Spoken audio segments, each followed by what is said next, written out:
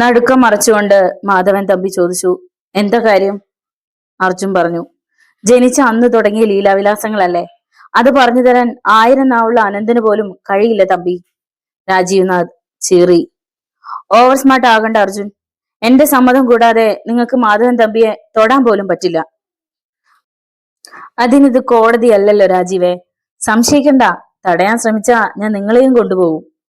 അർജുൻ വിലങ്ങുമായി രാജീവിന്റെ മുന്നിലെത്തി. കാക്കിയെ പോലെ പവിത്രമായി സൂക്ഷിക്കാനുള്ളതാ നിങ്ങൾ ഇട്ടിരിക്കുന്ന ഈ കറുത്ത ഗൗൺ.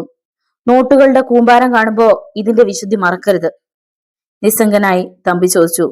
എന്തിനാ ഈ അറസ്റ്റ്? പ്രസാദിനോടൊപ്പം ചേർന്ന് ചന്ദ്രചൂടനെ കൊന്നതിന്, ഗുണ്ടകളെ അയച്ച് ബാലഗോപാലിനെ വകവരുത്തിയതിന്. തമ്പിക്ക് ചിരി വന്നു. ചത്തുപോയ ബാലഗോപാലൻ ഇനി ഒരിക്കലും കോടതിയിൽ വന്ന് മാപ്പുസാക്ഷിയാവില്ല. വെറുതെ എന്തിനാ ഒരു ബലപരീക്ഷണം? എന്നെ വിലങ്ങ് വെച്ചാൽ ഒരു നിമിഷം കൂടുതൽ നീ ഈ ഭൂമിയിൽ ജീവിച്ചിരിക്കില്ല. അർജുൻ പിന്നെ വൈകിയില്ല. തമ്പിയുടെ കൈകൾ ബലമായി മുന്നോട്ട് വലിച്ചു പിടിച്ച് അയാൾ വിലങ്ങ് വെച്ചു. ബംഗ്ലാവ് കുലുങ്ങുമാർ രാജീവ്നാഥ് അട്ടഹസിച്ചു. സക്രിയെ! കയ്യിൽ നെറ്റിപ്പിടിച്ച പിസ്റ്റളുമായി സക്രിയ മുന്നോട്ട് വന്നു. അയാളോടൊപ്പം തടിമിടുക്കുള്ള 8ഓളം ഗുണ്ടകളും ഉണ്ടായിരുന്നു. അവരുടെ പക്കൽ ഓരോ ഇരുമ്പുവടിയും. അർജുന്റെ നേരെ പിസ്റ്റൾ നീട്ടി പ്രേതത്തെ പോലെ പല്ലിളിച്ചുകൊണ്ട് സക്രിയ പറഞ്ഞു. ആ വിലങ്ങ് അഴിച്ചു മാറ്റിയേക്ക് സാറേ, അല്ലെങ്കിൽ ഞാൻ വെടിവെക്കും. ഒരു നിമിഷം പോലും വൈകാതെ അർജുൻ കയ്യിലിരുന്ന റിവോൾവർ തമ്പിയുടെ ഇടത് ചെവിയിൽ ചേർത്ത് വെച്ചു. നിന്റെ മുതലാളിയെ ജീവനോടെ കോടതിയിൽ എത്തിക്കണമെന്ന് എനിക്ക് നിർബന്ധമൊന്നുമില്ല സക്രിയെ. എന്റെ മനസാക്ഷി കോടതി വർഷങ്ങൾക്ക് മുമ്പേ ഇയാൾക്കുള്ള ശിക്ഷ വിധിച്ചു കഴിഞ്ഞതാണ്. ചിലപ്പോ ഒരേ ഒരു ബുള്ളറ്റ് കൊണ്ട് ആ ശിക്ഷ നടപ്പാക്കിയെന്ന് വരും. അതിനിടയാക്കേണ്ട പിസ്റ്റൾ താഴെയിട്.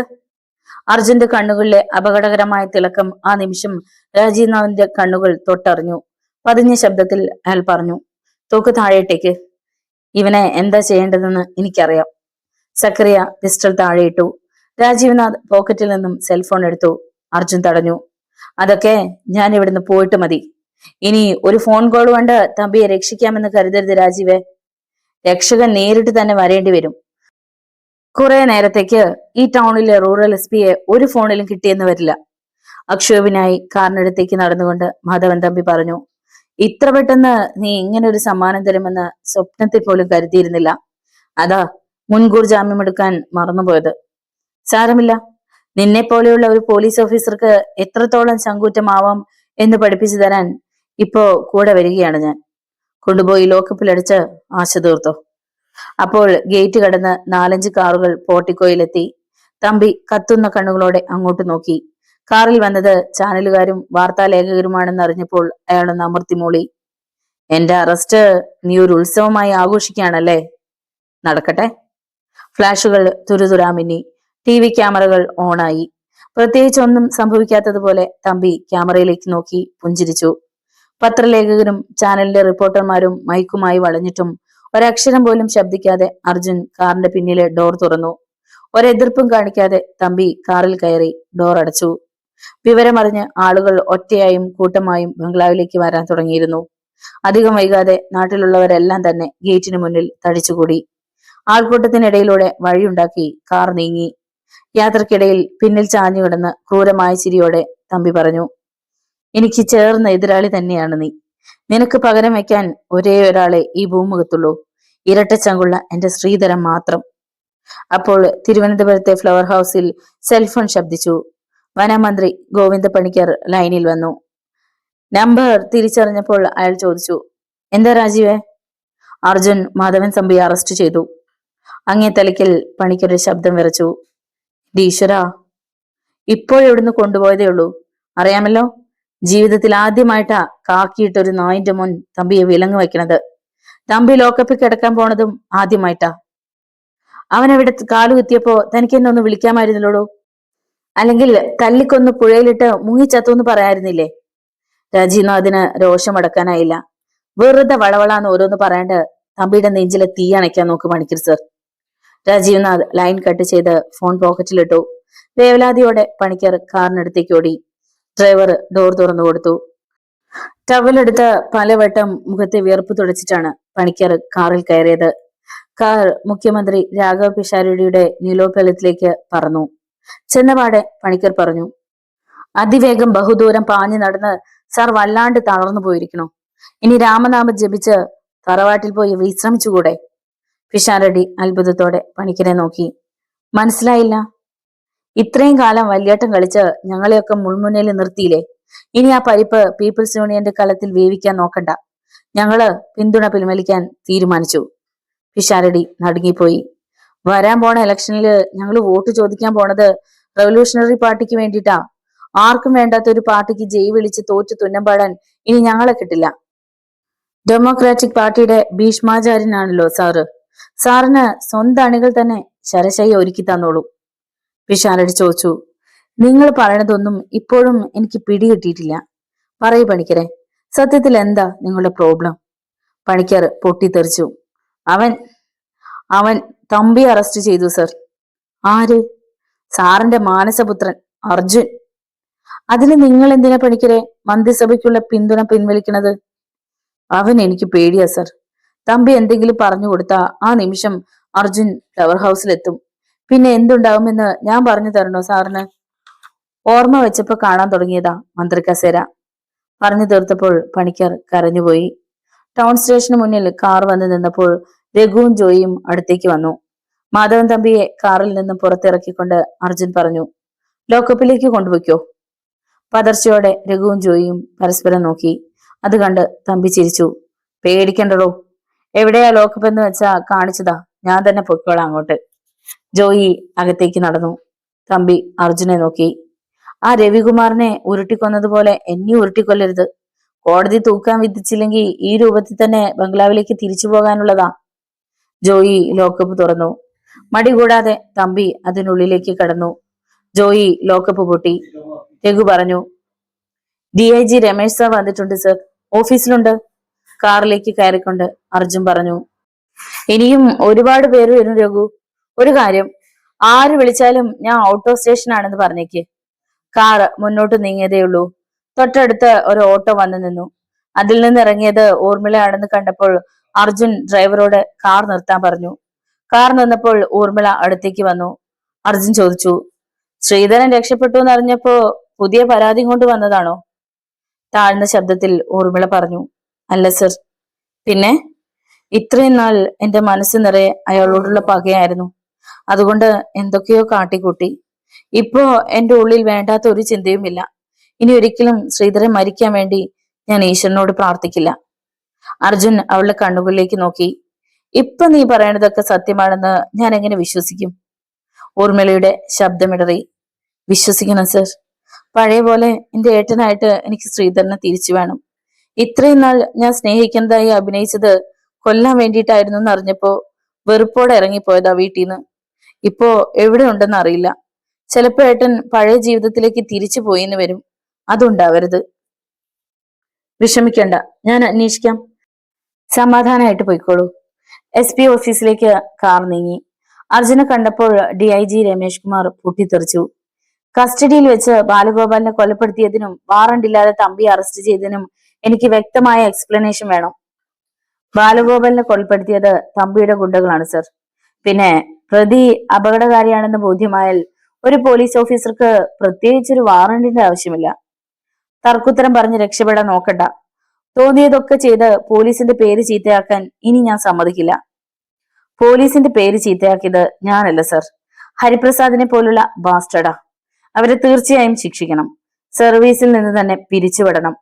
മാസപ്പടിയായി തമ്പിയുടെ കയ്യിൽ നിന്ന് നല്ലൊരു തുക ഹരിപ്രസാദ് വാങ്ങുന്നുണ്ട്. രമേഷ് കുമാർ രോഷത്തോടെ അർജുനെ നോക്കി. അതുകൊണ്ടാണോ നിങ്ങൾ അയാളെ തല്ലിച്ചതച്ചത്? ചന്ദ്രചൂഡന്റെ അരിഞ്ഞെടുത്ത കാലുകൾ അയാളാണ് സർ ജീപ്പിൽ പാലത്തിനടുത്തേക്ക് കൊണ്ടുപോയത്. അതും ബാലഗോപാലൻ പറഞ്ഞു തന്നതാണല്ലേ? Yes sir. ജീവിച്ചിരിപ്പില്ലാത്ത ഏതോ ഒരു ബാലഗോപാലൻ ഒപ്പിട്ട് തന്ന സ്റ്റേറ്റ്മെന്റിന് ഇനി ഒരു കീറക്കടലാസിന്റെ വില പോലും ഉണ്ടാവില്ല. നീ ഒരു ക്രിമിനൽ ആണെന്ന് DGPക്ക് റിപ്പോർട്ട് കൊടുക്കാൻ പോവുകയാ ഞാൻ. കുപ്പായം മോരി വെക്കാൻ ഓർഡർ വരുന്നതിന് മുമ്പ് സ്വയം അതങ്ങ് ചെയ്തേക്ക്. അർജുന് നിയന്ത്രണം നഷ്ടപ്പെട്ടു. എങ്കിൽ അതാദ്യം ചെയ്യേണ്ടത് സാറ് തന്നെയാണ്. നിങ്ങളെപ്പോലുള്ളവരാ തമ്പിയെ മാനം മുട്ട വളർത്തി വലുതാക്കിയത്. പോലീസ് പലവട്ടം കണ്ണടച്ചിട്ടാ അയാൾ ആരും കൊലകൾ ചെയ്തത്. ഇന്നീ ടൗൺ ഭരിക്കുന്നത് അയാളുടെ ഗുണ്ടകളാണ്. സ്റ്റേഷനിൽ അതിക്രമിച്ചു കടന്ന് ലോക്കപ്പിൽ ഉള്ളവരെ പോലും കൊല്ലാൻ ചങ്കൂറ്റമുള്ള ഒരു ഗുണ്ടാ തലവനെ ഞാനൊന്ന് തൊട്ടപ്പോ അങ്ങേക്ക് പൊള്ളിയെങ്കിൽ ഒരു സംശയം വേണ്ട, എത്രയും പെട്ടെന്ന് അങ്ങേ കുപ്പായം ഊരി വെച്ചേ തീരൂ. രമേശ് പല്ലുകൾ ഞെരിച്ചു. You you idiot. ക്ഷമിക്കണം സർ, ഇത് ഞാൻ അങ്ങേക്ക് തരുന്ന ഡീറ്റെയിൽ ആയ എക്സ്പ്ലനേഷൻ ആണ്. ദിവസങ്ങൾക്ക് മുമ്പ് നടു റോഡിൽ കത്തിയെരിഞ്ഞ് തീരേണ്ടതായിരുന്നു ഞാൻ. ചന്ദ്രചൂഡന്റെ ജഡം കഷ്ണങ്ങളായി കിട്ടിയതുപോലെ സത്യൻ എന്നൊരാളുടെ ജഡവും കിട്ടുമായിരുന്നു. അഞ്ജന മാത്രമല്ല, ഊർമിളയും കൊല്ലപ്പെടുമായിരുന്നു. തമ്പിക്കെതിരെ ആര് ശബ്ദിച്ചാലും ഒട്ടും വൈകാതെ അവർ ശവമായി മാറുമെന്ന് ആരോട് ചോദിച്ചാലും അവർ സാറിന് പറഞ്ഞു തരും.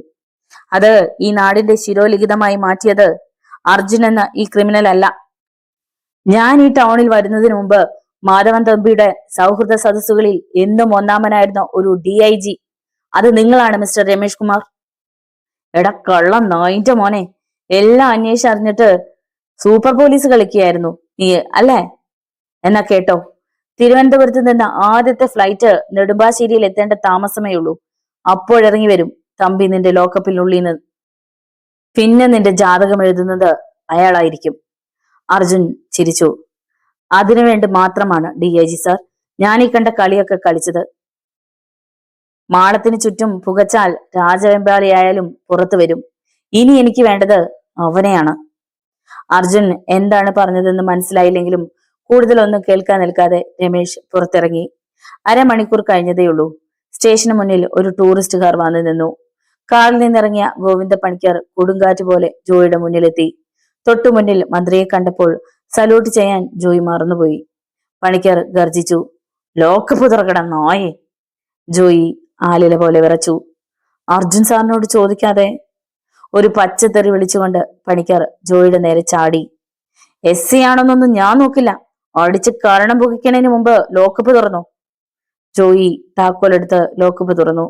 അകത്ത് കയറി തമ്പിയെ കെട്ടിപ്പിടിച്ച് നിലവിളിക്കുന്നത് പോലെ പണിക്കർ പറഞ്ഞു, ഒന്നും ഞാൻ അറിഞ്ഞതല്ല, ഒക്കെ അർജുൻ സ്വയം ചെയ്തതാ. എന്നോട് ദേഷ്യം തോന്നരുത് തമ്പി. അമർത്തി മൂളിക്കൊണ്ട് മാധവൻ തമ്പി പണിക്കരെയും കൂട്ടി ലോക്കപ്പിൽ നിന്ന് പുറത്തു കടന്നു. കാറിൽ കയറുമ്പോൾ പണിക്കർ പറഞ്ഞു, നടന്നതൊക്കെ മനസ്സിൽ സൂക്ഷിച്ചു വെച്ച് എന്നോട് പക കാട്ടരുത്. മാപ്പ് പറഞ്ഞാലൊന്നും ഉണ്ടായ നാണക്കേട് തീരില്ലെന്നറിയാം. എന്നാലും 1000 വട്ടം മാപ്പ് പറയാൻ ഞാൻ.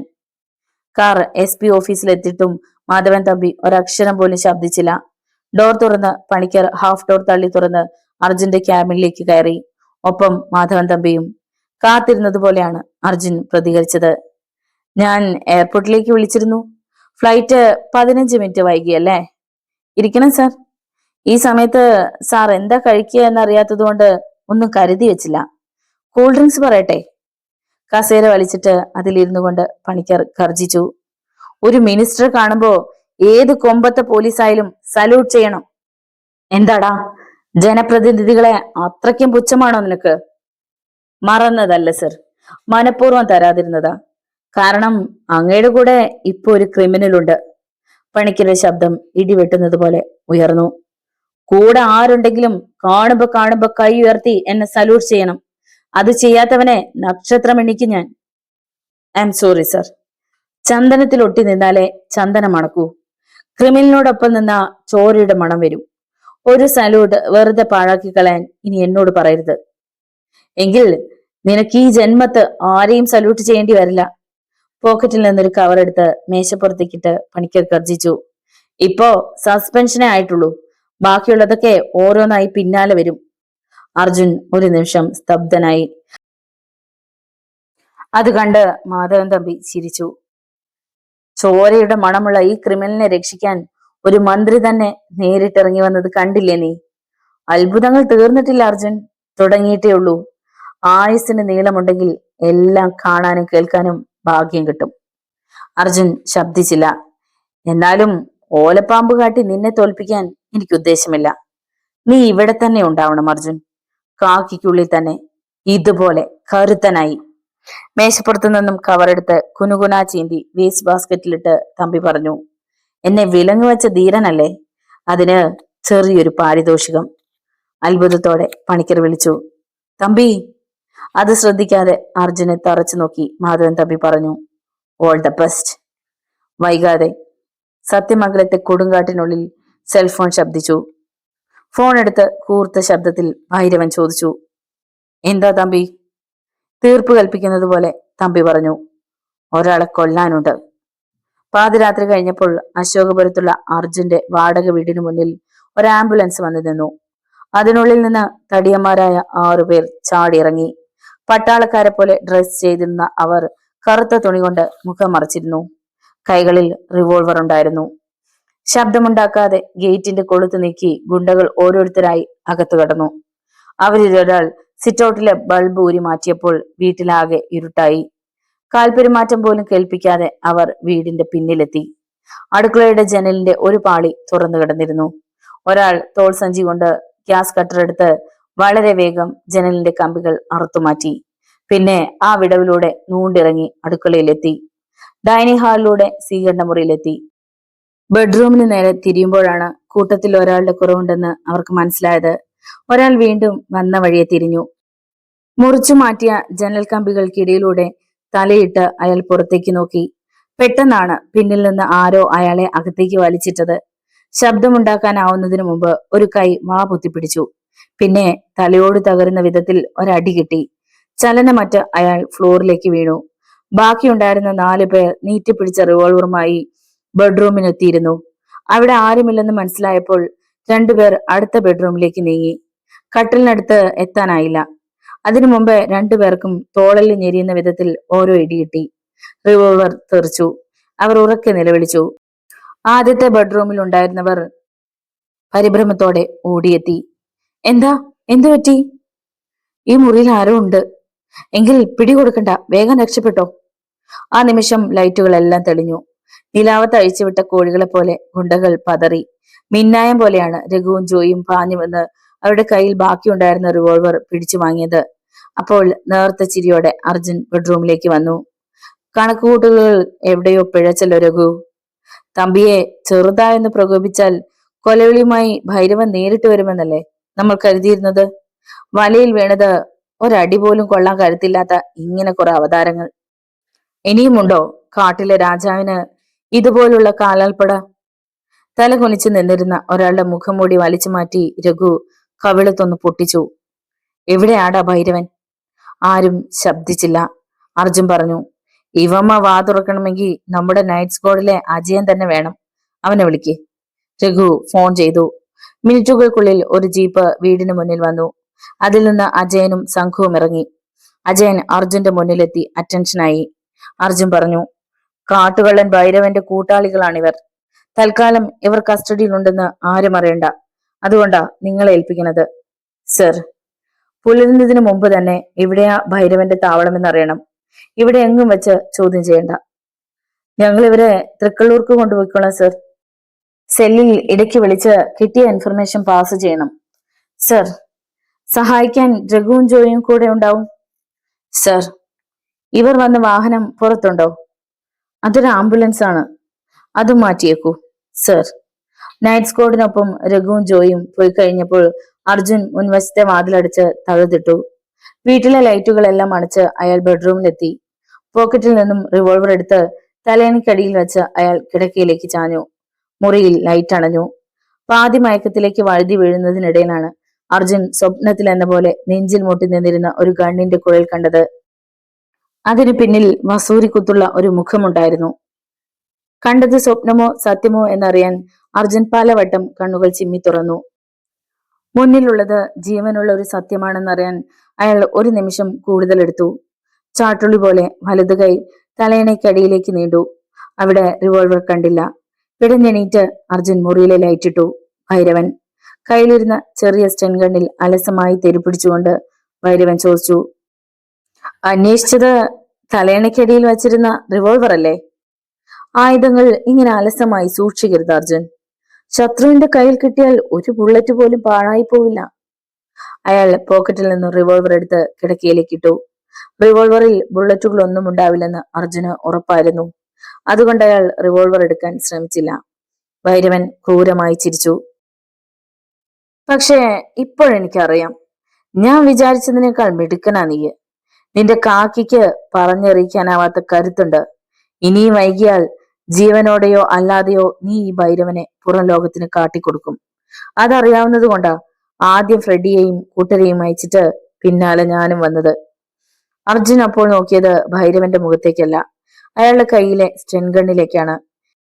എണ്ണമറ്റ കാട്ടാനകളുടെ മസ്തകം പിളർന്നിട്ടുള്ള ഈ ഗൺ കളിപ്പാട്ടം പോലെ ഉപയോഗിക്കുന്നവനാണ് ഭൈരവൻ.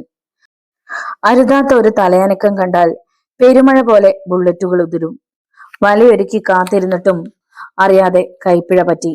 കാത്തു നിന്നിരുന്ന ശത്രുവാണ് കൈയെത്തുന്ന ദൂരത്ത്. വിരൽ ട്രിഗറിലേക്ക് തെന്നി നീങ്ങുന്നതിനിടയിലുള്ള ഒരു നിമിഷം മതി, നിമിഷാർദ്ധം മതി, ചുരുട്ടിയ കൈത്തലം കൊണ്ട് ഈ പിശാചിന്റെ നെഞ്ചും കൂട് തകർക്കാൻ. അർജുന്റെ മനസ്സ് വായിച്ചതുപോലെ ഭൈരവൻ ചിരിച്ചു. അതിബുദ്ധി കാട്ടിയാലും രക്ഷപ്പെടാൻ പറ്റില്ല അർജുൻ. എന്റെ ഗണ്ണിന് മുന്നിലെത്തിയിട്ട് ഇന്നോളം ഒരിരയും രക്ഷപ്പെട്ടിട്ടില്ല. പുലരുന്നതിന് മുമ്പ് നിന്നെ വകവരുത്തുമെന്ന് തമ്പിക്ക് ഉറപ്പ് കൊടുത്തു കഴിഞ്ഞു ഞാൻ. ആ വാക്കും മാറില്ല. പിടിഞ്ഞു തീരുന്നതിന് മുമ്പ് നിനക്കൊരു നല്ല കാര്യം ചെയ്യാൻ അവസരം തരാൻ ഞാൻ. ഭൈരവൻ ഗൺ അർജുന്റെ നെഞ്ചിന് നേരെ നീട്ടി. എന്റെ ഫ്രെഡിയും വിൽസണും ഒക്കെ പുറത്തു വരണമെങ്കിൽ ഏത് നമ്പറിലാ വിളിച്ചു പറയേണ്ടത്? വിളിക്ക്. അർജുന്റെ മനസ്സ് തിടുക്കത്തിൽ കരുക്കൾ നീക്കി. സ്വീകരണ മുറിയിലെ ഫോണിനടുത്തെത്താൻ 1 മിനിറ്റ്, നമ്പർ ഡയൽ ചെയ്യാൻ 1/2 മിനിറ്റ്, ഫോൺ പൊക്കിയെടുത്ത് ഭൈരവന്റെ നേരെ വലിച്ചെറിയാൻ 5 സെക്കൻഡ്. ട്രിഗറിൽ ഭൈരവന്റെ വിരൽ തൊടാൻ 1 നിമിഷമെങ്കിലും വൈകും. അത് മതി, അത് മാത്രം മതി തനിക്ക്. പിന്നെ ഈ കാട്ടുരാജാവിന്റെ വിധി SP അർജുൻ തീരുമാനിക്കും. മുന്നോട്ട് അടി വെച്ചതേ ഉള്ളൂ. ഗണ്ണിന്റെ കുഴൽ കൊണ്ട് ഭൈരവൻ അത് തടഞ്ഞു. പിന്നെ പോക്കറ്റിൽ നിന്നൊരു സെൽഫോൺ എടുത്ത് അർജുന്റെ നേരെ നീട്ടി. ഇതിൽ വിളിച്ചാ മതി. ഇനി രക്ഷപ്പെടാനാവില്ലെന്ന് ആ നിമിഷം അർജുൻ ഉറപ്പായി. അയാൾ ഒരു തീരുമാനമെടുത്തു. എന്തു തന്നെ സംഭവിച്ചാലും തടവുകാരെ പുറത്തു വിടില്ല. ഫോൺ കിടക്കയിലേക്ക് എറിഞ്ഞ് ഭൈരവൻ ഗർജിച്ചു. വിളിക്ക. തികഞ്ഞ ശാന്തതയോടെ അർജുൻ പറഞ്ഞു. നോ. ഞൊടിയിടയ്ക്കുള്ളിൽ ഭൈരവന്റെ വിരൽ ട്രിഗറിൽ തൊട്ടു. ഗൺ നെഞ്ചിനടുത്തേക്ക് നീങ്ങി. അർജുൻ പറഞ്ഞു, ഞാൻ മരിച്ചാലും നീ രക്ഷപ്പെടില്ല ഭൈരവ. നിന്റെ വിൽസണും ഫ്രെഡിയും ഒക്കെ ഏതാനും മണിക്കൂറിനുള്ളിൽ മുഴുവൻ സത്യവും പോലീസിന് പറഞ്ഞു തരും. പിന്നെ ഡിപ്പാർട്ട്മെന്റിലെ ചുണക്കുട്ടികൾ നിനക്ക് അങ്ങേ ലോകത്തേക്കുള്ള പാസ്പോർട്ട് തരും. ക്രോധം കൊണ്ട് ഭൈരവൻ ആടി ഉലഞ്ഞു. സ്വതവേ ചുവന്ന കണ്ണുകൾക്ക് ചോരയുടെ നിറം വന്നു. പിരിച്ചുവെച്ച കൊമ്പൻ വീശ വിറച്ചു. അയാൾ ആക്രോശിച്ചു. എന്നാൽ പ്രേതമായിട്ട് വന്ന് നീയും ആ ചുണക്കുട്ടന്മാരെ സഹായിച്ചോ? ഓർക്കപ്പുറത്ത് മുറിയിലെ ലൈറ്റ് അണഞ്ഞു. ഒട്ടും പ്രതീക്ഷിക്കാതെ ചുറ്റും ഇരുട്ട് പരന്നപ്പോൾ ബുള്ളറ്റുകൾ ചിതറാൻ 1 നിമിഷം വൈകി. തോളെല്ല് ഞെരിച്ചുകൊണ്ട് ഒരിടി കിട്ടിയിട്ടും ഭൈരവൻ ഗണ്ണിലെ പിടിവിട്ടില്ല. ബെഡ്റൂമിൽ തീപ്പൊട്ടുകൾ ചിതറി. പെട്ടെന്ന് പിന്നിലൂടെ എത്തി അർജുൻ അയാളെ വട്ടം പിടിച്ചു. തുരുതുരാ ബുള്ളറ്റുകൾ ഉതിർത്തുകൊണ്ട് ഭൈരവൻ തിരിഞ്ഞു. അർജുൻ സർവശക്തിയും സംഭരിച്ച് അയാളെ മുന്നോട്ട് തള്ളി. കാലിടറി ഭൈരവൻ ഫ്ലോറിലേക്ക് മൂക്കുകുത്തി. ഗൺ തെറിച്ചു. കുറെ നേരത്തേക്ക് ഒരനക്കവും കേട്ടില്ല. അർജുൻ ഇരുട്ടിൽ തപ്പി തടഞ്ഞ് ഗൺ കണ്ടുപിടിച്ചു. അത് ഉയർത്തിപ്പിടിച്ച് അയാൾ ചുറ്റും നോക്കി. വാതിലിനടുത്ത് ഒരു നിഴൽ കണ്ടപ്പോൾ ഗൺ ഗർജിച്ചു. ആരോ സിറ്റൗട്ടിൽ നിന്ന് മുറ്റത്തേക്ക് ചാടി. അർജുന്റെ പിന്നാലെ എത്തി. അതിനു മുമ്പ് ഭൈരവൻ ഗേറ്റ് കടന്ന് റോഡിലെത്തിയിരുന്നു. സിറ്റൗട്ടിലെത്തിയ അർജുന് കാണാൻ കഴിഞ്ഞത് കറുത്ത ഒരു അംബാസഡർ ചീറിപ്പായുന്നതാണ്. സ്വീകരണ മുറിയിലെത്തി അയാൾ എമർജൻസി ലൈറ്റ് ഓൺ ചെയ്തു. അപ്പോൾ അവിടെ മറ്റൊരാളുണ്ടായിരുന്നു, ശ്രീധരൻ. അർജുൻ ചോദിച്ചു, എങ്ങനെയാ നീ മുറിയിലെ ലൈറ്റ് അണച്ചത്? നിർവികാരനായി ശ്രീധരൻ പറഞ്ഞു, മിററിന്ന് സർവീസ് വയർ ഊരിയെടുത്തു. എങ്ങനെയാ നന്ദി പറയേണ്ടതെന്ന് എനിക്കറിയില്ല ശ്രീധര. നീ വരാൻ വൈകിരുന്നെങ്കിൽ കഥ മറ്റൊന്നായേനെ. സർ തമ്പിയെ അറസ്റ്റ് ചെയ്തു എന്ന് അറിഞ്ഞപ്പോ തന്നെ പ്രതീക്ഷിച്ചതാ ഭൈരവന്റെ വരവ്. ഉറങ്ങാൻ കിടന്നപ്പോ മനസ്സൊരു താക്കീത് തന്നു, അതുകൊണ്ട് ഓടിയെത്തിയതാ. അർജുൻ അപ്പോൾ തന്നെ സർക്കിൾ ഇൻസ്പെക്ടർ രഘുവിനെ വിളിച്ച് നടന്നതെല്ലാം പറഞ്ഞു. കറുത്ത അംബാസഡറില ഭൈരവൻ രക്ഷപ്പെട്ടതെന്നും ടൗൺ ബ്ലോക്ക് ചെയ്ത് അയാളെ കണ്ടുപിടിക്കണമെന്നു കൂടി പറഞ്ഞിട്ട് അയാൾ ലൈൻ കട്ട് ചെയ്തു. അപ്പോൾ ഭൈരവൻ പമ്പുകവലിയിലെത്തിയിരുന്നു. കണ്ണടച്ച് തുറക്കുന്ന നേരം കൊണ്ട് കാർ ബൈപ്പാസിലെത്തി. പിന്നെ ബുള്ളറ്റിന്റെ വേഗത്തിൽ പുഴയ്ക്ക് കുറുകെയുള്ള അക്വഡേറ്റിലേക്ക് കടന്നു. കൈവരിയിൽ ഒരിഞ്ഞാണ് കാർ നീങ്ങിയത്. തമ്പിയുടെ ബംഗ്ലാവിലെത്താൻ ഏറെ നേരം വേണ്ടി വന്നില്ല. ഗേറ്റ് ഇടിച്ചു തുറന്ന് കാർ പോർച്ചിലെത്തി നിന്നു. ആദ്യം ഓടിയെത്തിയത് സക്രിയാണ്. പിന്നാലെ തമ്പിയും വന്നു. അപ്പോൾ ഡ്രൈവിംഗ് സീറ്റിൽ നിന്നും ചോര പടർന്ന ശരീരവുമായി ഭൈരവൻ ഇറങ്ങി. അവിടെ മാംസമടർന്ന പാടുകൾ. വേദനയോടെ ഞരങ്ങിക്കൊണ്ട് ഭൈരവൻ പറഞ്ഞു, പാഴാക്കാൻ ഒരു സെക്കൻഡ് പോലുമില്ല. അർജുൻ എന്നെ തേടി ആദ്യം ഇങ്ങോട്ടേ വരൂ. ഈ കാറും അവൻ കണ്ടിട്ടുണ്ട്. തമ്പി ഒട്ടും വൈകാതെ സെൽഫോണിൽ ഹരിപ്രസാദിനെ ബന്ധപ്പെട്ടു. അയാൾ പറഞ്ഞു, പോലീസ് വാഹനങ്ങളൊക്കെ പരിശോധിക്കുന്നുണ്ട്. അവർ തേടുന്നത് അർജുന്റെ വീട്ടിൽ നിന്നും രക്ഷപ്പെട്ട ഭൈരവനെ ആവണം. തമ്പി പറഞ്ഞു, എനിക്കുടനെ നിന്നെ വേണം പ്രസാദെ. പുളിഞ്ചോട്ടിനടുത്തുള്ള കടത്തുകടവിൽ നീ കാറുമായി കാത്തു നിൽക്കണം. സക്രിയ ഭൈരവനെ അവിടെ കൊണ്ടുവരും. അവിടെ നിന്ന് നീ അയാളെ കളമശ്ശേരിയിലുള്ള നമ്മുടെ എസ്റ്റേറ്റ് ബംഗ്ലാവിൽ എത്തിക്കണം. മറുപടിക്ക് കാക്കാതെ തമ്പി ലൈൻ കട്ട് ചെയ്തു. ആയാസത്തോടെയാണെങ്കിലും ഭൈരവൻ കാറിൽ കയറി. സക്രിയ ഞൊടിയിടയിൽ ഡ്രൈവിംഗ് സീറ്റിലെത്തി. തമ്പി പറഞ്ഞു, ഈ കാർ തിരിച്ചു കൊണ്ടുവരണ്ട. ഭൈരവനെയും കൊണ്ട് സക്രിയ കടത്തുകടവിലേക്ക് കുതിച്ചു. പുഴയോരത്ത് വഞ്ചി ഉണ്ടായിരുന്നു. കാറിൽ നിന്നിറങ്ങി ഭൈരവൻ വഞ്ചിയിൽ കയറി. ഡോർ അടിച്ച് സക്രിയ കാറിന്റെ സ്വിച്ച് കീ തിരിച്ചു. ചക്രങ്ങൾ ഉരുണ്ടു. കാർ പുഴയിലേക്ക് ഇറങ്ങി. നിമിഷങ്ങൾക്കുള്ളിൽ വെള്ളത്തിൽ താണു. മറുകരയിൽ ഡിവൈഎസ്പി ഹരിപ്രസാദ് കാത്തു നിൽക്കുന്നുണ്ടായിരുന്നു. തമ്പി പ്രതീക്ഷിച്ചതുപോലെ തന്നെ ബംഗ്ലാവിലേക്ക് പോലീസ് ജീപ്പ് കുതിച്ചു പാഞ്ഞു വന്നു. ഉറക്കത്തിൽ നിന്നും അപ്പോൾ ഉണർന്നതുപോലെയാണ് ബെൽകെട്ട് അയാൾ പുറത്തു വന്നത്. അവിടെ സർക്കിൾ ഇൻസ്പെക്ടർ രഘുവും 4-5 പോലീസുകാരും ഉണ്ടായിരുന്നു. കൂട്ടുവായിട്ടുകൊണ്ട് തമ്പി ചോദിച്ചു, എന്താ പ്രശ്നം? ഞങ്ങൾക്ക് ഈ ബംഗ്ലാവ് ഒന്ന് പരിശോധിക്കണം. തമ്പി അത്ഭുതം നടിച്ചു. എന്തിനാണാവോ? അത് പരിശോധിച്ചിട്ട് പറയാം. അയാൾ യൂസഫ് അലിയെ നോക്കി. ഏമാമാർക്ക് മുറികളൊക്കെ തുറന്നു കാണിച്ചു കൊടുക്ക്. രഘുവും പോലീസുകാരും അകത്ത് കടന്നു. പിന്നാലെ യൂസഫ് അലിയും പോയി. രഘു ഓരോ മുറിയും വിശദമായി പരിശോധിച്ചു. എങ്ങും ഭൈരവന്റെ പൊടി പോലും കണ്ടില്ല. നിരാശനായി പുറത്തു വന്ന രഘുവിനോട് പരിഹസിച്ചുള്ള ഒരു ചിരിയോടെ തമ്പി പറഞ്ഞു, പിന്നിലൊരു ഗോഡൌൺ ഉണ്ട്, അതും പരിശോധിച്ചോ. തേടണത് കിട്ടിക്കഴിഞ്ഞാ എന്നെ കൂടി കാണിക്കണം.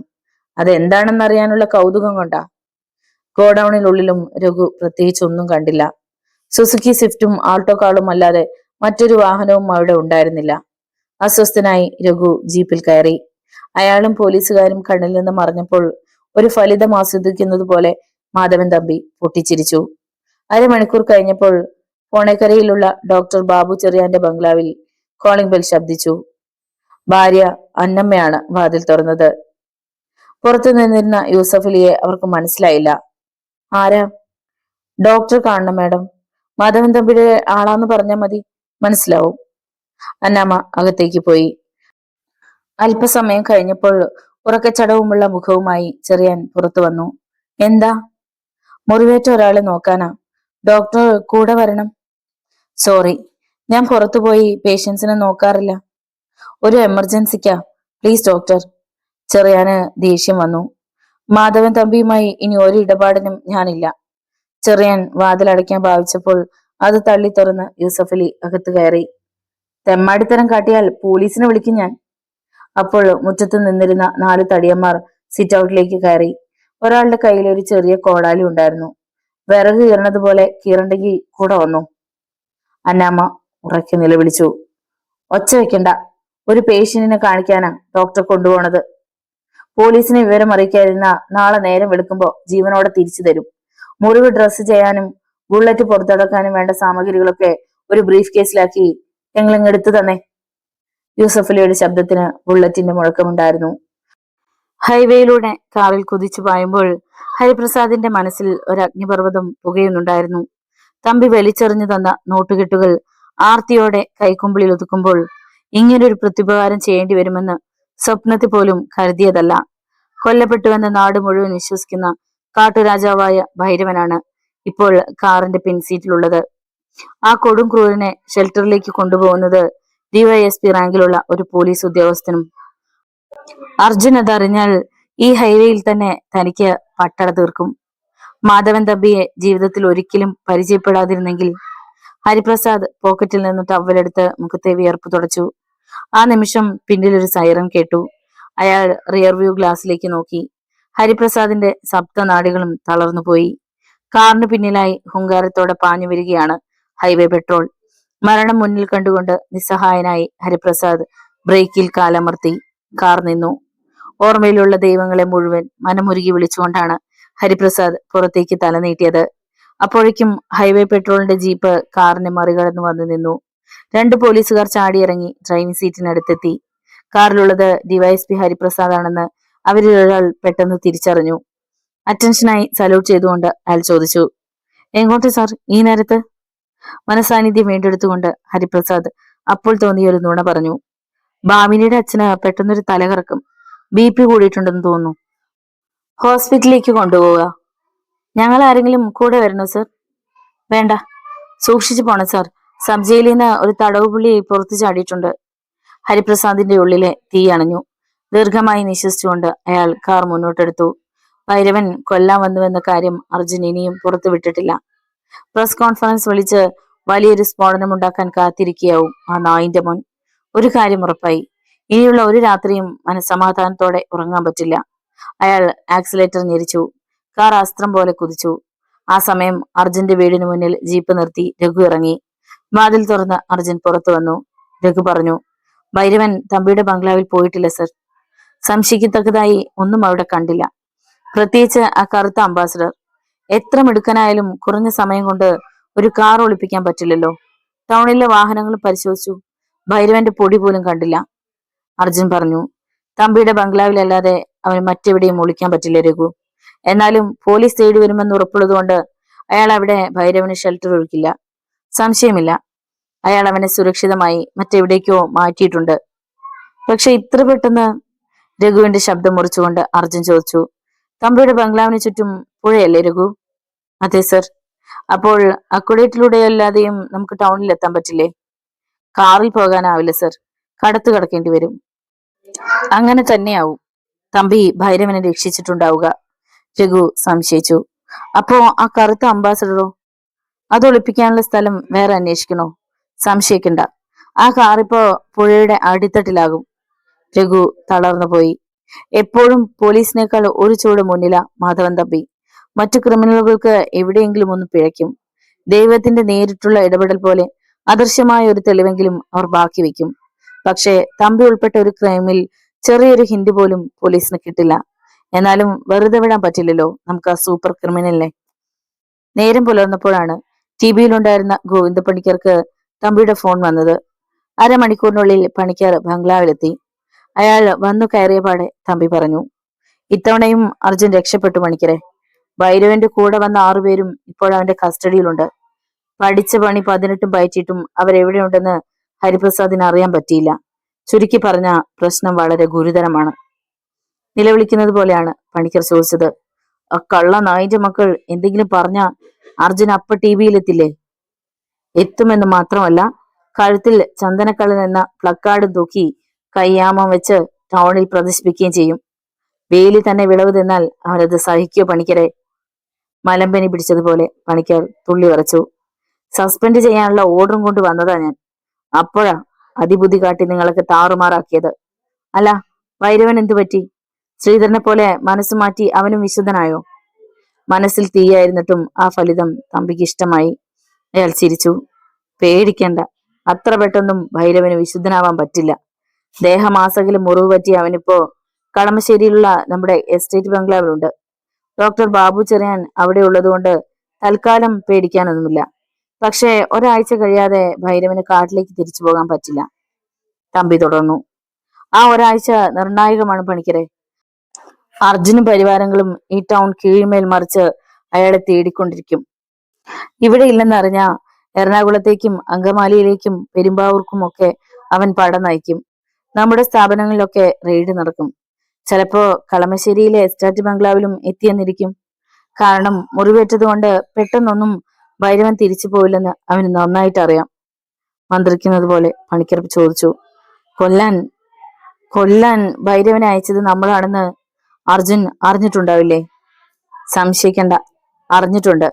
ഒരു പക്ഷേ എന്നെ അറസ്റ്റ് ചെയ്തത് പോലും ഭൈരവനെ ഇങ്ങോട്ട് വരുത്താൻ വേണ്ടിയാവണം. അർജുനെ നമ്മൾ ഒട്ടും കുറച്ചു കാണണ്ട. തല്ലിക്കൊന്നാലും ചാവാത്ത വല്ലാത്തൊരു സൃഷ്ടിയാണ് അവൻ. വിവശനായി പണിക്കർ പറഞ്ഞു. വേണ്ടാത്തതൊന്നും ചെയ്യണ്ടായിരുന്നു എന്ന് ഇപ്പൊ തോന്നുന്നുണ്ട്. ഭൈരവനുമായി എനിക്ക് ബന്ധമുണ്ടെന്ന് അണികളെങ്ങാൻ അറിഞ്ഞാൽ അതോടെ തീരും എന്റെ രാഷ്ട്രീയ ജീവിതം. പിന്നെ ഒരു പഞ്ചായത്ത് മെമ്പർ പോലും ആവാൻ പറ്റൂ എനിക്ക്. പേടിക്കണ്ട പണിക്കരെ, അണികൾ തന്നെ ഒരിക്കലും ജയിലിലേക്ക് വിടില്ല. നിയോജക മണ്ഡലത്തിലിട്ട് അവർ തന്നെ ജീവനോടെ തീ കൊളുത്തിക്കോളും. പണിക്കർ ആലില പോലെ വിറച്ചു. ഉള്ളിൽ പേടിയുള്ളത് കൊണ്ട് ഒരു സാധാരണ പോലീസുകാരനെ കാണുമ്പോൾ പോലും എന്റെ മുട്ടു കൂട്ടിയിടിക്കും. തമ്പി പറഞ്ഞു. SP ആയിട്ട് അർജുനെ താൻ ഇങ്ങോട്ട് അയച്ചപ്പോഴേ എന്റെ മനസ്സിലും വിള്ളൽ വീഴാൻ തുടങ്ങിയതാണ്. അവൻ തൃക്കാല് കുത്തിയപ്പോ സ്വന്തമെന്ന് കരുതി കൂടെ കൊണ്ടു നടന്നിരുന്ന എന്റെ ശ്രീധരൻ എനിക്ക് നഷ്ടമായി. ചാവണമെന്ന് ഈ തമ്പി തീർപ്പ് കൽപ്പിച്ചവരൊക്കെ പിന്നെയും ഭൂമിയിൽ ബാക്കിയായി. അങ്ങനെ തോറ്റുകൊടുക്കാൻ വേണ്ടിയല്ലോടോ ഇത്രയും നാൾ ഞാൻ ഈ ടൗൺ അടക്കിവാണത്. വിറങ്ങലിച്ച ശബ്ദത്തിൽ പണിക്കർ ചോദിച്ചു. ഇനി ഞാൻ എന്ത് ചെയ്യണമെന്നാ നിങ്ങൾ പറയണത്? ഉടനെ അർജുനെ കാണണം, അവന്റെ നീക്കങ്ങൾ അറിയണം, കഴിയുമെങ്കിൽ തടവുകാരെവിടെയുണ്ടെന്ന് മനസ്സിലാക്കാൻ ശ്രമിക്കണം. നിസ്സഹായനായി തമ്പിയെ നോക്കിയതല്ലാതെ പണിക്കർ മിണ്ടിയില്ല. താൻ എന്തിനാ പണിക്കരെ ഒരു സാധാ SP പേടിക്കണത്? ഒരു മന്ത്രിയുടെ പവറോടെ അവനെ പോയി കാണടോ. ഞാൻ കീറിക്കളഞ്ഞത് വെറും ഒരു കടലാസ. തനിക്കിപ്പോഴും അർജുനെ ശിക്ഷിക്കാൻ പറ്റും. മുറി തുറന്ന് വിളറിയ മുഖത്തോടെ പണിക്കർ പുറത്തിറങ്ങി. അയാൾ ആദ്യം SP ഓഫീസിലേക്കാണ് പോയത്. അവിടെ അർജുൻ ഇല്ലെന്നറിഞ്ഞപ്പോൾ അതേ ടൂറിസ്റ്റ് കാറിൽ അശോകപുരത്തേക്കുള്ള വീട്ടിലേക്ക് തിരിച്ചു. നിറഞ്ഞ ചിരിയോടെയാണ് അർജുൻ പണിക്കരെ സ്വീകരിച്ചത്. ഉള്ളിലെ പേടി പുറത്തു കാട്ടാതെ പണിക്കർ സിറ്റൗട്ടിലേക്ക് കയറി. ആദ്യം തന്നെ അർജുൻ അറ്റൻഷനായി പണിക്കർക്ക് നല്ലൊരു സല്യൂട്ട് കൊടുത്തു. പരിഹസിക്കുകയാണെന്ന് മനസ്സിലായിട്ടും അത് അവഗണിച്ചുകൊണ്ട് അയാൾ സ്വീകരണ മുറിയിലേക്ക് കയറി. അർജുൻ പറഞ്ഞു, എസ്കോട്ട് ഇല്ലാതെ ഇങ്ങനെ ഒറ്റയ്ക്ക് യാത്ര ചെയ്യരുത് സർ. ഒന്ന് ഫോൺ ചെയ്താൽ ഞാൻ TBയിലേക്ക് വരുമായിരുന്നല്ലോ. പണിക്കർ മുറിയിലാകെ കണ്ണോടിച്ചു. ഇന്നലെ രാത്രി ഇവിടെ എന്താ ഉണ്ടായത്? അർജുൻ അത്ഭുതം നടിച്ചുകൊണ്ട് പറഞ്ഞു. ഒന്നും ഉണ്ടായില്ലല്ലോ. പണിക്കർ വീടാകെ നടന്നു കണ്ടു. ഒടുവിൽ ബെഡ്റൂമിലെത്തി. ആകെ താറുമാറായി കിടന്നിരുന്ന മുറിയിലേക്ക് നോക്കി വീണ്ടും പണിക്കർ ചോദിച്ചു, ഒന്നും ഉണ്ടായില്ലേ? ഓ അതോ? അർജുൻ ചിരിച്ചു. എന്റെ കയ്യിലിരുന്ന ഒരു ബോംബ് പൊട്ടിയതാണ് സർ. അതുകൊണ്ടാണോ ഈ ടൗണിലെ മുഴുവൻ വാഹനങ്ങളും പോലീസ് പരിശോധിച്ചത്? ഒരു തടവുകാരൻ സബ് ജയിലിൽ നിന്ന് ചാടിപ്പോയി സർ. അവനെ തേടിയതാ. എന്നിട്ട് കിട്ടിയോ? ഇല്ല. എന്താ അവന്റെ പേര്? അർജുൻ പണിക്കരുടെ കണ്ണുകളിലേക്ക് നോക്കി. പേര് പറഞ്ഞ സാറിന് അറിയുമോ? അറിയും. എന്നാൽ പറയാം, ഭൈരവൻ. പണിക്കരൊന്ന് നടുങ്ങി. അർജുൻ അത് ശ്രദ്ധിച്ചു. എന്താ സർ, എപ്പോഴെങ്കിലും കേട്ടിട്ടുണ്ടോ അങ്ങനെ ഒരു പേര്? ഇല്ല. അർജുൻ ചിരിച്ചു. ഉണ്ട്. സാറും തമ്പിയും ചേർന്നാണ് അവനെ ഈ വീട്ടിലേക്ക് പറഞ്ഞു വിട്ടത്. എന്തിനാന്നും അറിയാമല്ലോ, എന്നെ കൊല്ലാൻ. ചത്തില്ല സർ. അതുകൊണ്ടാ സാറിന് വീണ്ടും ഒരു സല്യൂട്ട് തരാൻ ഭാഗ്യമുണ്ടായത്. പണിക്കർ ജ്വലിച്ചു. ഇന്നലെ രാത്രി നീ ആരെയെങ്കിലും കസ്റ്റഡിയിൽ എടുത്തിരുന്നോ? ഇല്ല സർ. കസ്റ്റഡിയിൽ എടുക്കേണ്ടവന്നവരൊക്കെ ഒരു മിനിസ്റ്ററുടെ തണലിൽ ഇപ്പോഴും രാജകീയമായി ജീവിക്കുന്നുണ്ട്. വെറുതെ പുറത്തിറങ്ങി റോന്തു ചുറ്റിയാൽ വല്ല പോക്കറ്റടിക്കാരെയും കിട്ടിയെന്നിരിക്കും. അങ്ങനെ ലോക്കപ്പ് നിറയ്ക്കാൻ എനിക്കിഷ്ടമല്ല സർ. പണിക്കരുടെ ശബ്ദമായിരുന്നു. എന്നാ ഈ പണി മതിയാക്കിക്കോ. ഈ നിമിഷം മുതൽ നീ സർവീസിലില്ല. I am sorry sir. Order കാണാതെ അനുസരിക്കാൻ ബുദ്ധിമുട്ടുണ്ട്. അധികം ബുദ്ധിമുട്ടുണ്ടാ? ഞാൻ തിരുവനന്തപുരത്ത് എത്തിക്കഴിഞ്ഞാൽ ഉടനെ നിന്നെ CM വിളിക്കും. ഇവിടുത്തെ പൊറുത് മതിയാക്കി അപ്പോഴങ്ങ് പോന്നേക്കണം. അർജുന്റെ ചുണ്ടിലെ ചിരിമാഞ്ഞു. എന്നാലും ഞാൻ നിങ്ങളെ രക്ഷപ്പെടാൻ അനുവദിക്കില്ല മിസ്റ്റർ പണിക്കർ. എന്റെ അച്ഛനെ കൊല്ലിച്ചവനോട് പകരം ചോദിക്കാൻ ഈ യൂണിഫോമിന്റെ പിൻബലം വേണ്ട. വെടിയുണ്ട ഏൽക്കാത്ത കുപ്പായമിട്ടാലും ബുള്ളറ്റ് പ്രൂഫ് കാറിനുള്ളിൽ ഒടിച്ചിരുന്നാലും ഒരു ദിവസം ഈ അർജുൻ വരും. ഒരാന്തലോടെയാണ് പണിക്കർ സിറ്റ് ഔട്ടിലേക്ക് നടന്നത്. കാർ പോർച്ചിൽ തീരെ പ്രതീക്ഷിക്കാത്ത ഒരാളുണ്ടായിരുന്നു, ശ്രീധരൻ. അവനെ ശ്രദ്ധിക്കാതെ പണിക്കർ അതിവേഗം കാറിനടുത്തേക്ക് നീങ്ങി. കൂളായി ശ്രീധരൻ പറഞ്ഞു. അങ്ങനെ അങ്ങ് ഓടിപ്പോയാലോ പണിക്കർ സാറേ? പഴയൊരു ഫ്രണ്ടല്ലേ ഞാൻ. അത്ര പെട്ടെന്ന് മറക്കാൻ പറ്റുമോ ഈ ശ്രീധരനെ? ആരെങ്കിലും ശ്രദ്ധിക്കുന്നുണ്ടോ എന്നറിയാൻ പണിക്കർ ചുറ്റും നോക്കി. എന്താ നിനക്ക് വേണ്ടത്? ചുണ്ടിലൂറിയ കള്ളച്ചിരിയോടെ ശ്രീധരൻ പറഞ്ഞു. അതെന്തൊരു ചോദ്യ സാറേ? സാറ് ഇവിടെ വരുമ്പോ ഞാനല്ലേ അത് ചോദിക്കേണ്ടത്? തമ്പി മുതലാളിയുടെ ബംഗ്ലാവിൽ വെച്ച് കാട്ടിക്കൂട്ടിയ കുസൃതികളൊന്നും ഞാൻ മറന്നിട്ടില്ല. എത്ര കിളികളാ അവിടെ പറന്നു വന്നത്. ഒന്ന് രണ്ടെണ്ണത്തിന് ജാതിത്തോട്ടത്തില് കുഴിച്ചിട്ടത് സാറ് തന്നെയാ. പണിക്കർ പേടിയോടെ പറഞ്ഞു. ഹരിതു ശ്രീധര, ആരെങ്കിലും കേൾക്കും. ശ്രീധരൻ അപ്പോഴും ചിരിച്ചു. തീർന്നിട്ടില്ല സർ, ഇനിയുമുണ്ട് ഒരുപാട് പറയാൻ. പറയണത് നടുറോട്ടിൽ നിന്നല്ല, കോടതിയിലെ സാക്ഷിക്കൂട്ടിൽ കയറി നിന്നിട്ട്. പണിക്കർ പതർച്ചയോടെ പറഞ്ഞു. അപമാനിക്കരുത് ശ്രീധര. ഇനി ശ്രീധരന് മുന്നും പിന്നുമൊന്നും നോക്കാനില്ല. മന്ത്രി ആയാലും മന്ത്രിയുടെ ഡ്രൈവർ ആയാലും എല്ലാം ഒരുപോലെ. എനിക്ക് കൊന്നു അറപ്പ് മാറിയ കയ്യാ ഈ ശ്രീധരന്റെ. ഇത്രയും നാള് കള്ളന്മാരുടെ കൂടെയായിരുന്നു, ഇനി പോലീസിന്റെ കൂടെയാ. സാറിന്റെ അടിവയർ നോക്കി ഈ കൈ ചുരുട്ടി ഒന്ന് തന്നാലുണ്ടല്ലോ, സെക്രട്ടേറിയറ്റില് ദേശീയ പതാക പാതി താഴ്ത്തിക്കെട്ടേണ്ടി വരും. നിനക്ക് ഇപ്പോഴെന്താ വേണ്ടത്? പറയാം. അങ്ങ് തിരുവനന്തപുരത്ത് ചെന്നാലും അർജുൻ സാറിനെ സസ്പെൻഡ് ചെയ്തുകൊണ്ടുള്ള ഒരു ഫോൺ കോളും ഇങ്ങോട്ട് വരരുത്. വന്നാൽ നിങ്ങളും ഇനി ഇങ്ങോട്ട് വരരുത്. അടിമുടി വിറച്ചുകൊണ്ടാണ് പണിക്കർ കാറിൽ കയറിയത്. കാർ മുന്നോട്ട് നീങ്ങിയപ്പോൾ അർജുൻ ശ്രീധരന്റെ അടുത്തേക്ക് വന്നു. നീ നോവിച്ചു വിട്ടത് ഒരു മൂർഖൻ പാമ്പിനെയാ. ശ്രീധരൻ ചിരിച്ചു. ഞാനൊരു രാജവെമ്പാലയാണെന്ന് അയാൾക്കറിയാം സർ. അപ്പോൾ ഇനി അങ്ങോട്ട് നമ്മൾ ഒന്നിച്ചാണല്ലേ? ശ്രീധരൻ പുഞ്ചിരിച്ചു. എല്ലാ കാക്കിയും ഒരുപോലെയല്ലെന്ന് സർ മാധവൻ തമ്പിയെ ലോക്കപ്പിലിട്ടപ്പോ എനിക്ക് മനസ്സിലായി. മരണം വരെ ഇനി കൂടെ നിൽക്കണമെന്നുണ്ട്. പക്ഷേ തമ്പിയുമായുള്ള ബന്ധം മുറിക്കണമെങ്കിൽ ഒരുപാട് കാര്യങ്ങൾ ചെയ്യാനുണ്ട്. അമ്മയെ രക്ഷിക്കണം, അച്ഛൻ ആരാണെന്ന് കണ്ടെത്തണം. അത്ഭുതത്തോടെ അർജുൻ ചോദിച്ചു. അനാഥനാണെന്ന് പറഞ്ഞിട്ട്? അല്ലെന്ന് വളരെ വൈകിട്ടാണെങ്കിലും തമ്പി പറഞ്ഞു തന്നു. ഇപ്പോ എനിക്ക് ജന്മം നൽകിയവരെ വെച്ചാണ് അയാൾ വിലപേശുന്നത്. ഇനിയൊരിക്കൽ എല്ലാം വിശദമായി ഞാൻ പറഞ്ഞു തരാം. അതിനു മുമ്പ് സാർ എനിക്കൊരു വാക്ക് തരണം. ഊർമിളയും അഞ്ജനയും ഒരു പോറൽ പോലും പറ്റാതെ സംരക്ഷിക്കുമെന്ന്. തമ്പിയുടെ കഴുകൻ കണ്ണുകൾ ഇപ്പോഴും അവരുടെ പിന്നാലെ ഉണ്ട്. ഊർമിളയെ കുറിച്ച് ഓർത്ത് നീ വിഷമിക്കേണ്ട ശ്രീധര. പക്ഷേ അഞ്ജനയുടെ കാര്യത്തിൽ തീരുമാനമെടുക്കേണ്ടത് നീ തന്നെയല്ലേ? അർജുൻ എന്താണ് പറഞ്ഞു വരുന്നതെന്ന് ശ്രീധരന് മനസ്സിലായില്ല. നീയല്ലേ അവളെ നശിപ്പിച്ചത്? ആ നിലയ്ക്ക് നോക്കിയാൽ അവളെ സംരക്ഷിക്കേണ്ടത് നീയല്ലേ ശ്രീധര? സാറ് പറയണത് ഞാൻ അവളെ കല്യാണം കഴിക്കണമെന്നാണോ? അത് ശരിവെക്കുന്നത് പോലെ അർജുൻ പുഞ്ചിരിച്ചു. ഇപ്പോഴവളെ നന്നായിട്ട് അറിയാം എനിക്ക്. അത് നടക്കില്ല സർ. ശ്രീധരൻ പുറത്തു കടന്നു. എന്തോ ഓർത്തതുപോലെ പെട്ടെന്ന് നിന്നു. അർജുൻ ചോദിച്ചു. എന്താ ശ്രീധര? ആരാ ചന്ദ്രചൂഡിനെ കൊന്നതെന്ന് അറിയണ്ടേ സാറിന്? അറിയണം. ആരാ? ശ്രീധരൻ പറഞ്ഞു. ഇന്ന് രാത്രി ഞാനത് കണ്ടുപിടിക്കും. അന്ന് അർദ്ധരാത്രി ആയപ്പോൾ ഹരിപ്രസാദിന്റെ ബംഗ്ലാവിൽ കോളിംഗ് ബെൽ ശബ്ദിച്ചു. അത് അലോസരപ്പെടുത്തുന്ന മുഴക്കമായി കാതിൽ വീണപ്പോൾ ഹരിപ്രസാദ് ഉണർന്നു. വന്നതാരായാലും അയാളെ കൊല്ലാനുള്ള കളിയോടെയാണ് സ്വീകരണ മുറിയിലെത്തി വാതിൽ തുറന്നത്. പുറത്തു കാത്തു നിന്നിരുന്ന ശ്രീധരൻ മിന്നൽ പിണർ പോലെ അകത്തേക്ക് കടന്നു. വാതിലടച്ച് തഴുതിട്ടുകൊണ്ട് അയാൾ പറഞ്ഞു. കാക്കിയിട്ട ഒരു ചാവാലി പട്ടി ഈ ഇടയ്ക്ക് ഇരുട്ടുമുറിയില് എന്നെ നല്ലതുപോലെ ഒന്ന് പെരുമാറി. കിട്ടിയതൊന്നും ഇന്നോളം ഈ ശ്രീധരൻ തിരിച്ചു കൊടുക്കാണ്ടിരുന്നിട്ടില്ല. നമുക്ക് ആ കണക്ക് തീർക്കണ്ടേ സാർ? ഒന്നരങ്ങാൻ പോലും ആവാതെ ഹരിപ്രസാദ് മരവിച്ചു നിന്നുപോയി. വെറുപ്പോടെ ഹരിപ്രസാദ് പറഞ്ഞു. പാതിരാത്രിക്ക് കയറി വന്ന് വെറുതെ എന്റെ ക്ഷമ പരീക്ഷിക്കരുത് ശ്രീധര. തൂക്കുമരം ഒഴിവായി കിട്ടിയത് ഞാൻ കൂടി വിചാരിച്ചിട്ടാ. ഇനി ഒരിക്കൽ കൂടി നിന്നെ ലോക്കപ്പിൽ കിട്ടിയാൽ തമ്പി വിളിച്ചു പറഞ്ഞാലും ഉരുട്ടിക്കൊള്ളു ഞാൻ.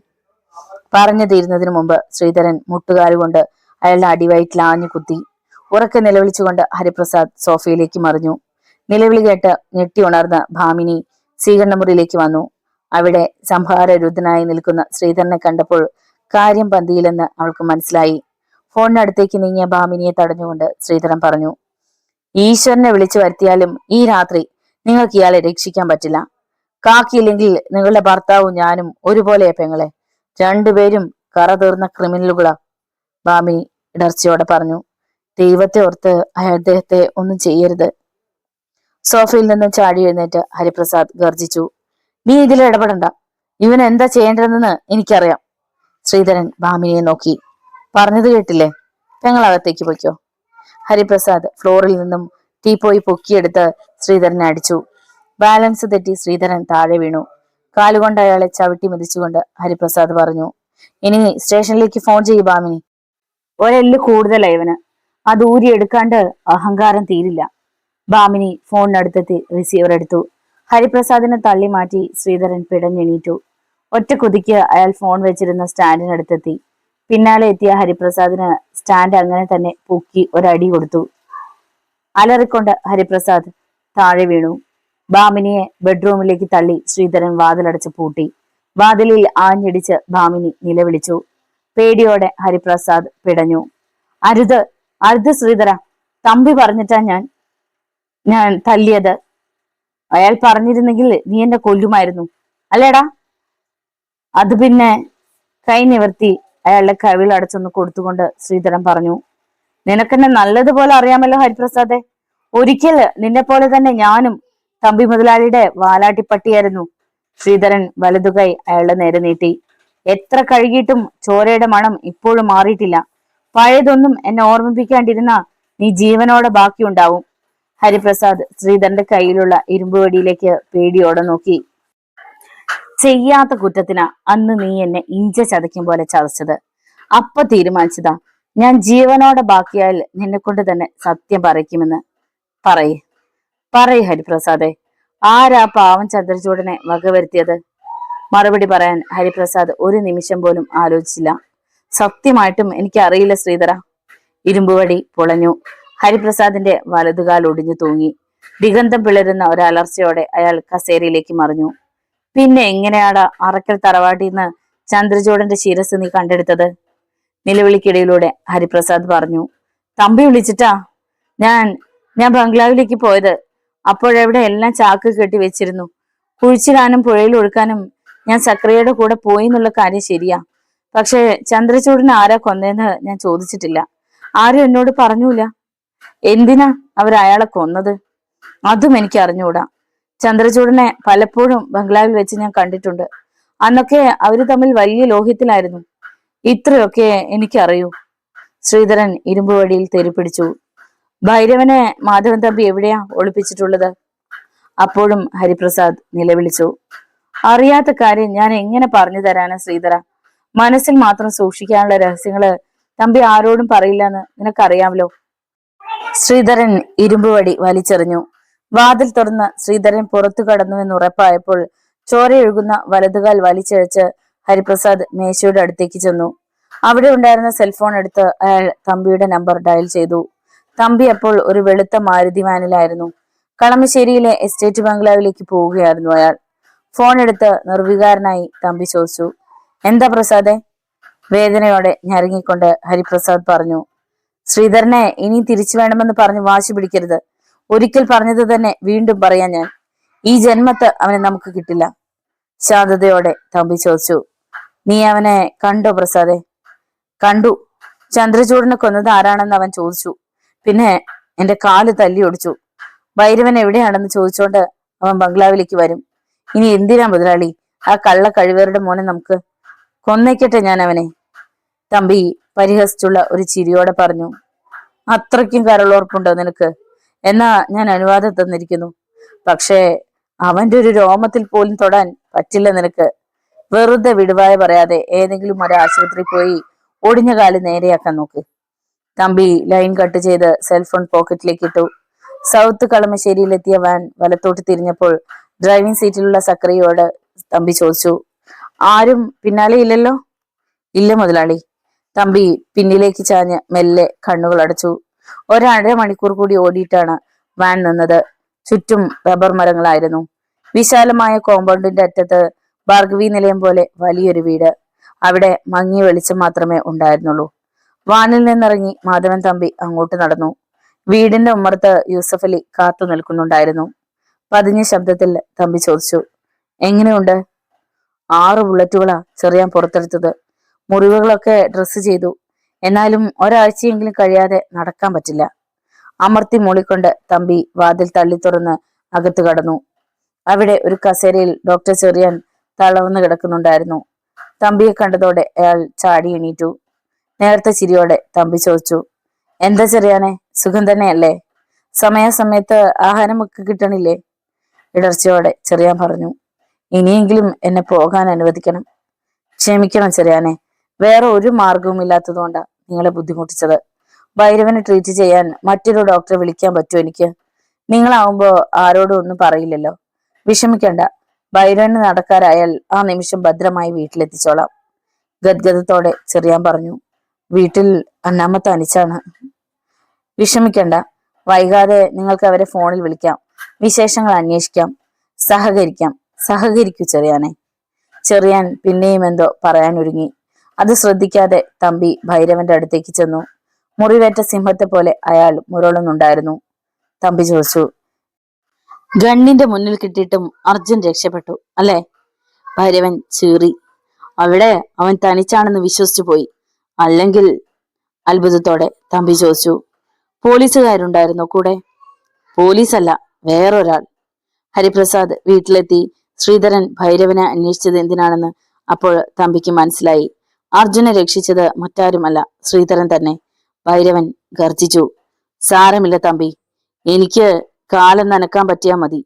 പിന്നെയും കിട്ടും കാക്കിയിട്ട കള്ളം തായിന്റെ മോനെ നേർക്കു നേരെ. അവനെ വകവരുത്തിയിട്ട് ഞാൻ ഇവിടെ നിന്ന് തിരിച്ചു പോകും, തമ്പി പറഞ്ഞു. കൂടെ വന്ന 6 പേരും ഇപ്പോൾ അർജുന്റെ കസ്റ്റഡിയിലാണ്. അവരെന്തെങ്കിലും പറഞ്ഞാൽ പിടിക്കപ്പെട്ട കഴുത്തിലെ ഏലസിലുള്ള സൈനൈഡ് ഗുളിക കഴിക്കണമെന്ന് ആ വിഡ്ഢികളോട് പലവട്ടം പറഞ്ഞിട്ടുള്ളതാ ഞാൻ. ഇനി എനിക്ക് അവരെ വേണ്ട തമ്പി.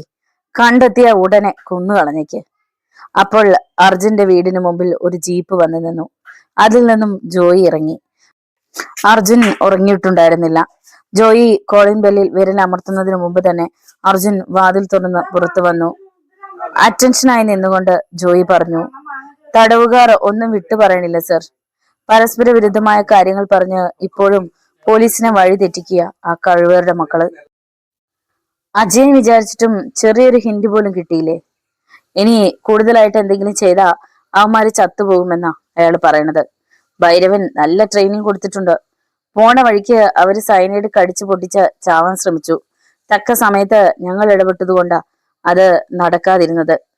വ്യക്തമായ തെളിവ് കിട്ടാതെ ഭൈരവൻ ജീവിച്ചിരിപ്പുണ്ടെന്ന് നമുക്ക് ആരോടും പറയാൻ പറ്റില്ല ജോയി. ഇവിടെ എവിടെയോ ഭൈരവൻ ഒളിച്ചിരിപ്പുണ്ടെന്ന് ആരെ അറിയിച്ചാലും നമുക്ക് ഭ്രാന്താണെന്നേ അവർ കരുതൂ. ആകെ കൂടി കയ്യിൽ കെട്ടിയ തുറുപ്പുചീട്ട കസ്റ്റഡിയിലുള്ള തടവുകാര്. അർജുനെ സല്യൂട്ട് ചെയ്ത് ജോയി പുറത്തിറങ്ങി. അയാൾ ജീപ്പിൽ കയറി. സ്വിച്ച് കീ തിരിച്ചു. ചക്രങ്ങൾ മുന്നോട്ടുരുണ്ടു. അപ്പോൾ ജോയിയുടെ ജീപ്പിന് പിന്നിൽ ഒരു മോട്ടോർ ബൈക്ക് ഉണ്ടായിരുന്നു. തമ്പിയുടെ ഗുണ്ടകളിൽ ഒരാളാണ് അത് ഓടിച്ചിരുന്നത്. ആ സമയം ഡോക്ടർ ചെറിയാന്റെ ബംഗ്ലാവിൽ ഫോൺ ശബ്ദിച്ചു. അന്നാമ്മ ഉറങ്ങിയിരുന്നില്ല. സ്വീകരണ മുറിയിലേക്ക് ഓടി വന്നാണ് അവർ ഫോൺ എടുത്തത്. അപ്പോൾ അങ്ങേ തലയ്ക്കൽ ഡോക്ടർ ബാബു ചെറിയാന്റെ വിവശമായ സ്വരം കേട്ടു. പേടിക്കണ്ട അന്നാമ്മേ, എനിക്കൊന്നും പറ്റിയിട്ടില്ല. 3-4 ദിവസം കഴിഞ്ഞാൽ ഞാൻ അവിടെ എത്തും. വിവരം പോലീസിൽ അറിയിക്കരുത്. അറിയിച്ചാൽ എനിക്ക് അവിടെ ജീവനോടെ എത്താൻ പറ്റിയെന്ന് വരില്ല. ഹോസ്പിറ്റലിൽ നിന്ന് വിളിച്ചാ ഞാൻ വേളാങ്കണ്ണിയിൽ പോയി എന്ന് പറഞ്ഞാൽ മതി. അന്നാമ്മ കരഞ്ഞു. ആരാ നിങ്ങളെ പിടിച്ചോണ്ട് പോയത്? അവര് നിങ്ങളെ ഉപദ്രവിച്ചോ? അവരുമായിട്ട് വഴക്കുകൂടാൻ നിൽക്കണ്ട. ഞാൻ ഇവിടെ പ്രാർത്ഥിക്കുന്നുണ്ട്. കർത്താവ് ഒരാപത്തും വരുത്തൂല. എന്റെ കാര്യം ഓർത്ത് നിങ്ങൾ വിഷമിക്കരുത്. ഇവിടെ വന്നവര് ഒരു തമ്പിയുടെ പേര് പറഞ്ഞല്ലോ. ആരാ അയാള്? നീ കേട്ടിട്ടുണ്ടാവൂ അന്നാമേ. മാധ. പെട്ടെന്ന് ലൈൻ കട്ടായി. റിസീവർ കവിളിൽ ചേർത്ത് വെച്ച് അന്നാമ്മ വലിയ വായിൽ നിലവിളിച്ചു.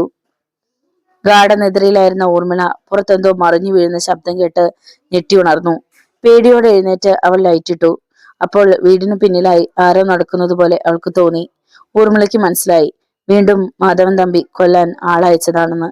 തനിക്കിപ്പോൾ ശ്രീധരന്റെ തണലിൽ നിന്ന് അയാൾ അറിഞ്ഞിട്ടുണ്ടാവും. മരിക്കാൻ ഒട്ടും പേടിയില്ല.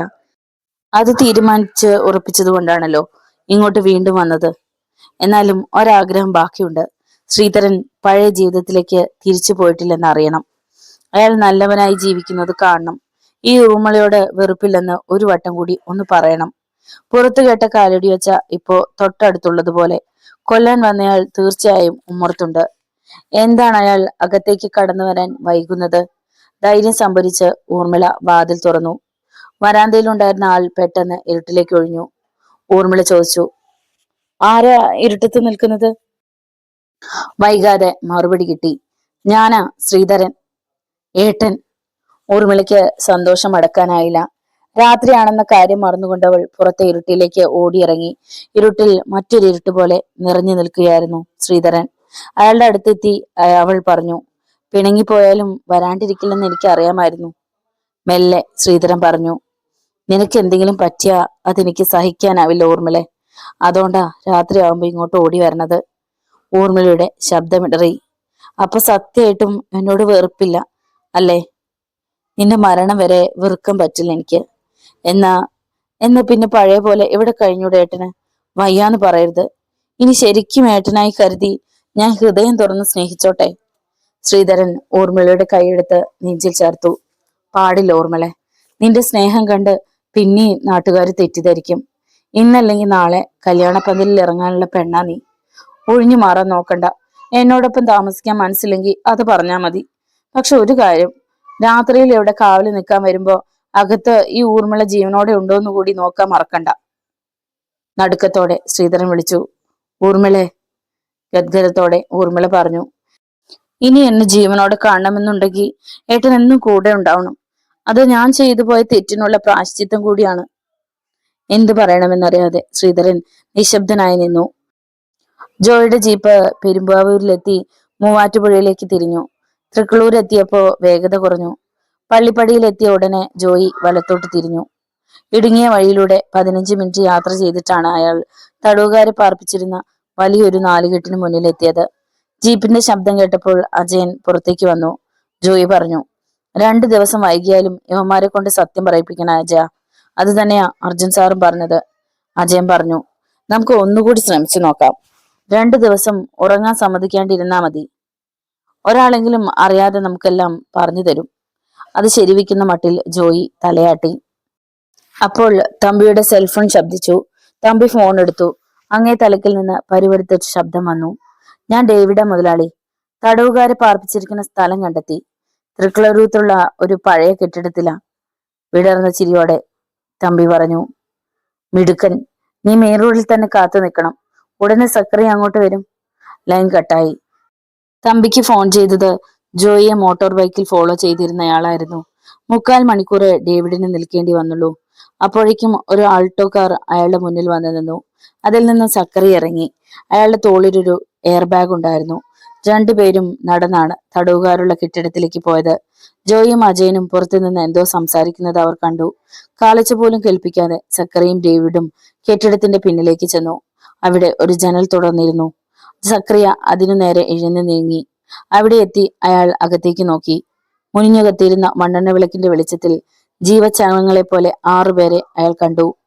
സക്കറിയ തോളിലുണ്ടായിരുന്ന എയർ ബാഗിൽ നിന്ന് മാരകമായ ഒരു ബോംബ് പുറത്തെടുത്തു. നിറഞ്ഞ നിശബ്ദതയിൽ ഭൂകമ്പമുണ്ടായതുപോലെ ഭൂമി ഒന്ന് വിറച്ചു. പിന്നെ കനത്ത ഒരു പൊട്ടിത്തെറി കേട്ടു. പൊടുന്നനെ ആ 4 കെട്ട് തീയുണ്ടകളായി ചിതറി. വീഡിയോ ഇഷ്ടമായാൽ ഒന്ന് ലൈക്ക് ചെയ്ത്, ഷെയർ ചെയ്ത്, സബ്സ്ക്രൈബ് ചെയ്ത് സപ്പോർട്ട് ചെയ്യുക. നിങ്ങളുടെ വിലയേറിയ അഭിപ്രായങ്ങളും നിർദ്ദേശങ്ങളും കമന്റ് ബോക്സിൽ രേഖപ്പെടുത്തുക. ഒപ്പം തന്നെ വിമർശനങ്ങളും നോവലിന്റെ തുടർന്നുള്ള ഭാഗങ്ങളുമായി നാളെ കാണാം. നന്ദി.